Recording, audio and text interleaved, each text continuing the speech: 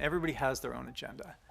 My point of view, I want games to take over the world. That's my agenda. I think games are the most powerful, most important medium ever created by man. The merging of entertainment and software together to make something unstoppable. Today, when the game business is a $140 billion business worldwide, bigger than music, bigger than movies, bigger than TV, it's obvious. It wasn't obvious 40 years ago that this was going to happen. The creation of Xbox isn't about a single memo or single idea. When you get a group of motivated, smart people together, burning the midnight oil in the face of all sorts of odds to make the impossible possible, you can't do better than that. It wasn't enough for us to be successful in the marketplace. We wanted people to love us. And we wanted the industry to look at Xbox as something that was going to be worthy of the very best games. I was always feeling that I was on a journey with real-time pressure to find a place where I would fit in. You hear Miyamoto talk about when he was a kid exploring in the forest behind his house, and he wanted to make games like that. He wanted to make that place. We created a device that enabled people to make environments and places where people like us could feel that safety, where people like us felt we belonged. And that's an awesome achievement of a generation. We made that place. How cool is that?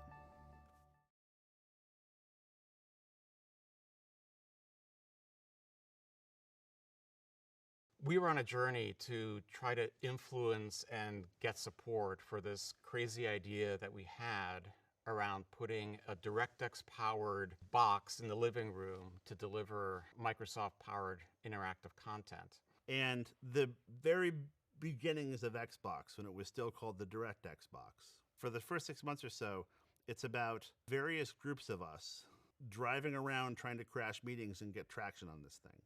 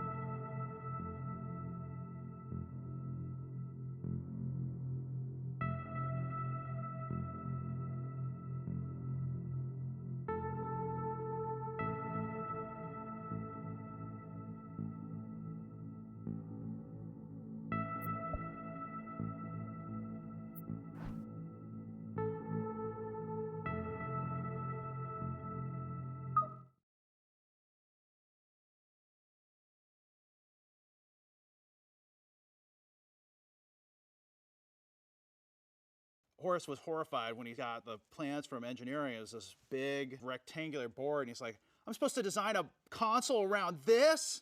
What am I supposed to do with this? I remember the guys coming to me in the evening with this big motherboard from the 90s. The PC motherboard from the 90s was this gigantic board that had all these PCI slots on it. And I still remember the big graphic card that they brought over also as well and said, put this into something that is presentable on stage. And I still remember staring at it going, what now? What do I do with this thing? And I thought, we gotta make it cool, we gotta make it super exciting. People gotta be able to tell in an instant that this thing is called Xbox.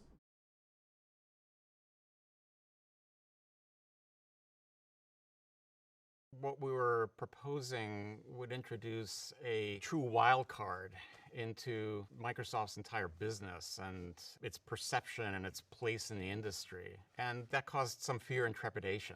The more passionate that the five of us are, the scarier it is to people who are senior. Up to a point. You go up through middle management, people who've done very well at Microsoft for a decade or so, who've become senior. It's scary to them to see people who are going to mix things up. The only people who really got excited about it were the people who had operated the same way we were, but in 1980, the beginning of Microsoft, who had been saying things like, we can have the operating system and that'll control everything. They were passionate about it and they did it. They loved hearing about the way we were doing things. And fortunately for us, Bill was a part of that. So Bill could tolerate us in a way that the guys who worked just under Bill probably just dreaded having meetings with us. It didn't fit into their worldview, it didn't fit into their idea of what Microsoft was. At Microsoft at this time, you know, you could tell just driving into the office. You'd be driving in and 3 guys would pull in front of you in new Porsches and cut you off. You know, everybody had to have a Ferrari, and they had to take 2 parking places. And it was because those guys had been there for 10 years and managed not to be fired. So they were millionaires. And this was the face of the people that we were trying to interface with. And it was depressing. We were an annoyance that you know, some of these people just didn't need or didn't feel they had time for.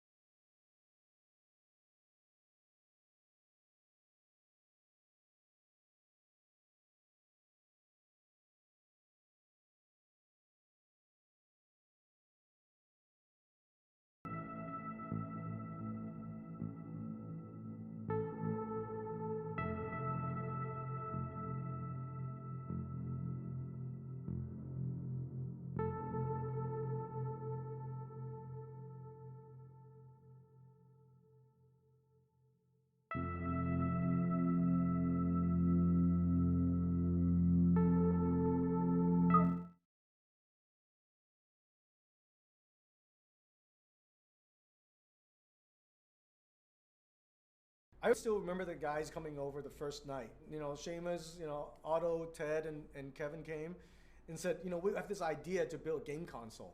And then they literally dropped this board and dropped these components on the table and said, you know, what would it be like if we did this and this and this? And can you sketch it for us? Can you help us kind of put the pen on paper? And I remember, you know, all I had was a green marker. All my other markers were all dried up at the time. I sketched things in black and green, and ultimately that stuck, and everybody fell in love with it.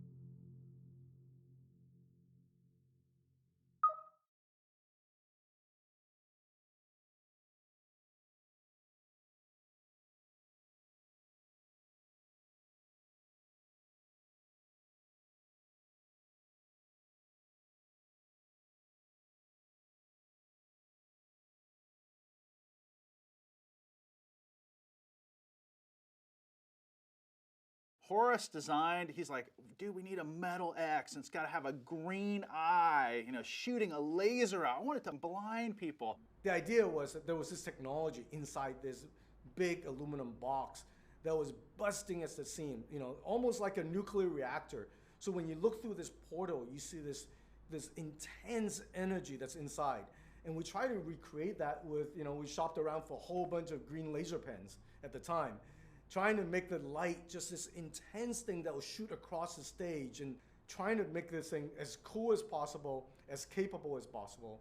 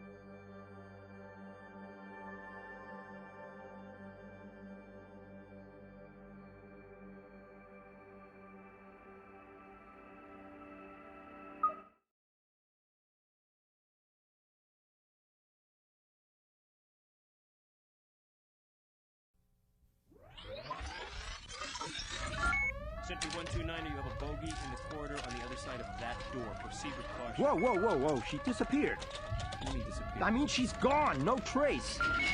Wait a second. There she is again. What? Oh, my God. She hid on the ceiling. It all started in mid-July when a mysterious package was sent out, a jar of honey containing 9 letters that, when arranged properly, spelled out "I love bees." But on July 16th, the day when a theatrical trailer for the upcoming Halo 2 was launched nationwide, the pieces fell into place. At the end of the trailer, a quick flash of ilovebees.com sent Xbox fans sprinting for their PCs. At first glance, the website appeared to be nothing more than an amateur beekeeper's website that had been hacked, but a closer look only resulted in more confusion. What exactly was going to happen when the counter reached 0? It's early in the morning on August 24th. ilovebees.com is just updated with a list of over 200 sites. They gave GPS, longitude, and latitude, and now it's up to us to get to one of these sites to answer what is apparently going to be a payphone, give it a code word and a nickname, and all of a sudden that will unlock an axon. Once all these axons are activated online, it unlocks a hidden message. So far it's been WAV files with gibberish or background story, we think, for Halo 2. Jen, I've got the pass box over here. Coming. We have arrived at a bank of payphones here on 2nd and Colorado. We're waiting for a phone call which should come in, well, within any minute now. So let's go meet the people standing by. So far, the phrases seem to be pulled from the bits of dialogue. Once all of these dialogues are known, they can be rejumbled into the correct order to, present a story. Crew member, what is my nickname? Operator? What's your name? This is Onitech Alec with the Berkeley crew.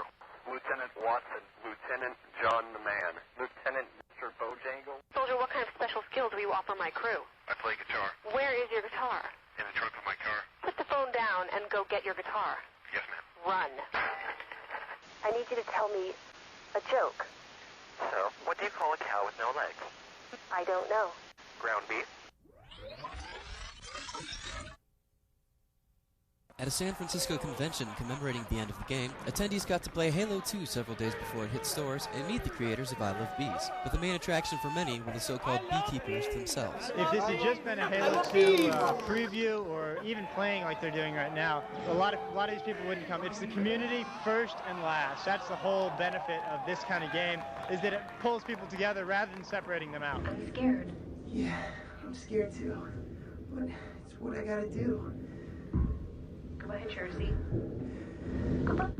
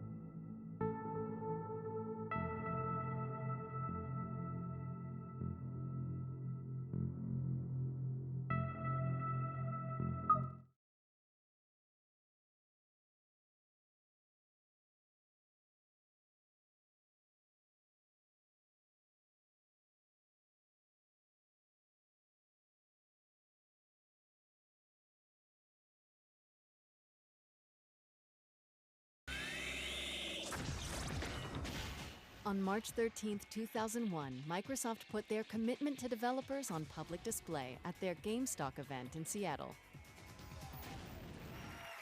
Thanks and welcome to GameStock 2001. What you're seeing is a sneak peek at what's to come on Xbox. We're going to start off with a game whose vision was really just too big to fit in the PS2, so we brought it over to the Xbox.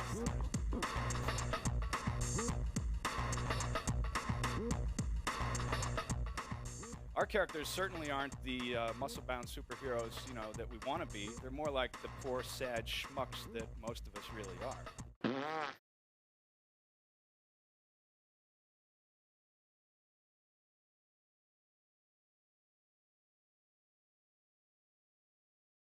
Dolphin was a real-time 3D rendered dolphin swimming around in water with ground terrain underneath it. And Dolphin was just enough to stress almost every part of the 3D pipeline of an early pre-release Xbox system. And if Dolphin doesn't work, it means something somewhere has failed. Either the software has regressed, maybe there's something wrong with the silicon, but having Dolphin not run was a sad thing to have happen.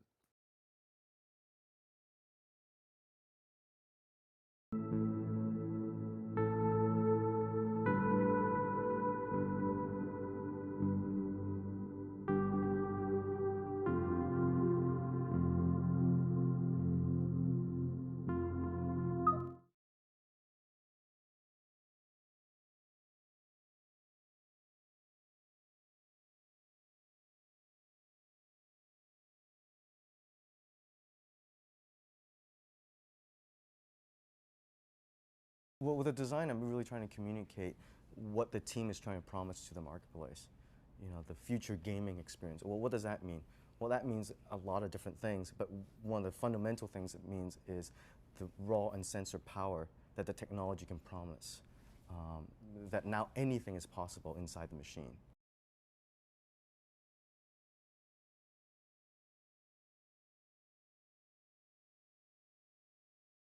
You know, put your hand out in a natural posture. Imagine that you'll be holding it in that shape for 2 hours. I don't think that you'll go like this. You'll go like this in a natural posture. Well, this is where the controller fits in.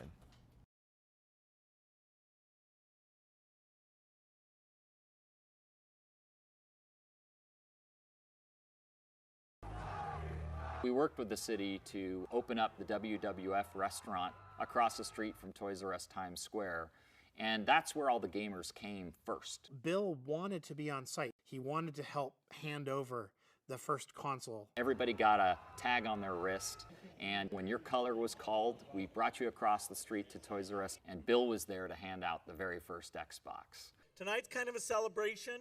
It's after a lot of hard work. 10, 9, 8, 7. It was a magical night.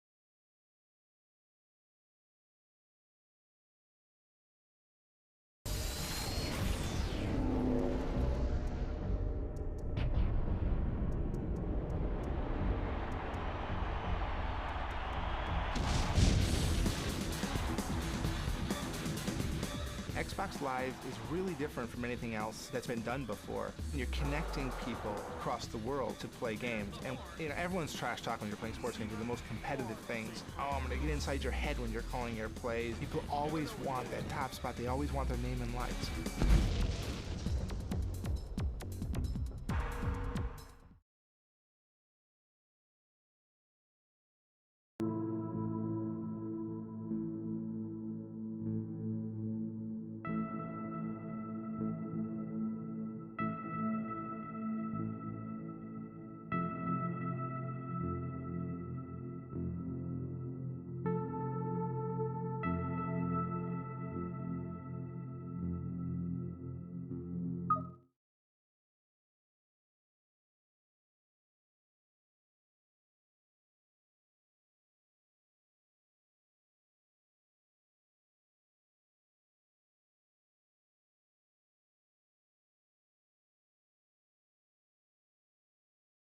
Xbox Live Arcade, I think at the beginning, really was what became Xbox Live storefront now. The plan was they would release games that were small because bandwidth was hard to get at the time. It was a lot slower at the time. So you had to make a game. I remember the game had to be 20 megs. And 20 megs is unfathomable now, but like 20 megs size, so your game has to fit in that. And I remember like, okay, well, if that's going to happen, we're going to do these older games. So we did Robotron, Defender, Joust, Time Pilot, like these classic arcade games. Those fit in 20 megs. And then Microsoft said, no, we're going to raise the limit to 50 megs. So we started making more complicated games. And while we're in the middle of doing that, they're like, oh, you can do 100 now. And then over that time, they ended up letting it go up to like multiple gigs of size. But for the initial launch, the concept was arcade games because people don't have the infrastructure to receive larger games.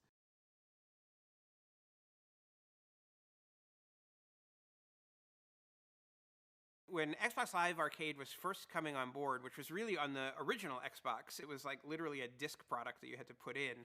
I was working at an independent developer called Digital Eclipse, and we were contacted by Microsoft to start making games, arcade games for Xbox Live Arcade. People wanted digital content, and they didn't want to have to go to the store to buy games, and if they could download it, if they could download these smaller experiences that were just easily digestible in a digital format, like, people wanted that, and that there was this whole market that was untapped, and Xbox Live Arcade was the first to really prove that out.